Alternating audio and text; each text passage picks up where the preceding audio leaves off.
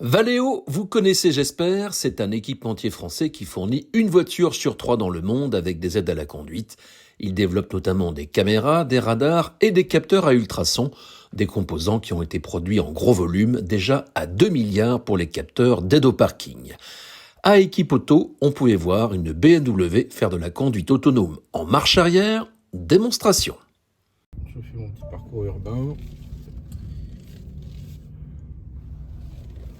Et je m'engage dans une allée. Et je me retrouve dans une impasse. Voilà. Et donc on a la possibilité de reprendre le parcours en sens inverse. Juste à reculer, activer la marche arrière, lancer l'accélérateur et gérer mon environnement avec le frein. Et le véhicule va revenir à son position de départ. Et ça, c'est une technologie qu'on trouve déjà de série. Exactement. Donc la voiture mémorise en quelque sorte. On revoit le parcours qu'elle a effectué il y a quelques secondes sur l'écran. Et tout ça, basse vitesse, évidemment. Oui.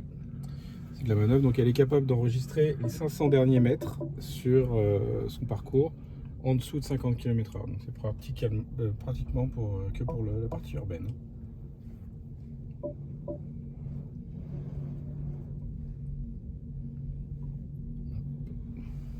Et elle revient. Et on va se garer à l'écurie. Exactement là où on est parti.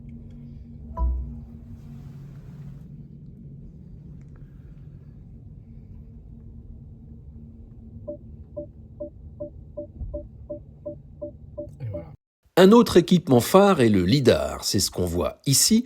C'est grâce à cela que Valeo peut aujourd'hui faire rouler des véhicules en mode autonome. Ce capteur permet de visualiser l'environnement extérieur en 3D.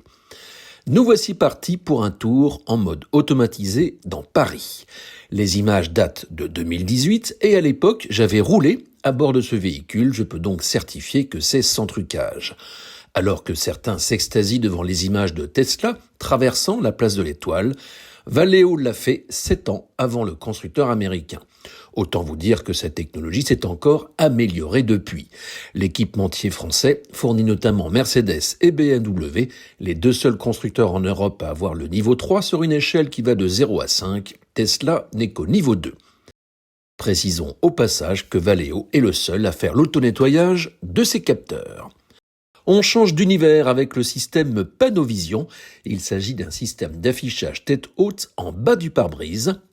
C'est l'équivalent de ce que BMW propose avec le Panoramic Vision sur la nouvelle iX3 et ce que fait déjà aussi le constructeur chinois Xiaomi. Il y a quand même des nuances avec de l'affichage en réalité augmenté, sorti de ce système l'an prochain en Chine. Et puis pour rêver un peu, voici le concept Imagine. Il a été présenté au CES de Las Vegas. C'est un démonstrateur qui permet de partager la vision de Valeo dans un habitacle immersif. L'intérieur devient un véritable salon où les passagers peuvent afficher leur contenu sur des écrans ou le toit vitré. Et le pilotage se fait par reconnaissance gestuelle. C'est bien de s'extasier devant ce que font certains, aux États-Unis ou en Chine, mais on a aussi des acteurs de référence en France et Valeo a pu profiter du salon Equipoto récemment pour présenter l'éventail de ces technologies.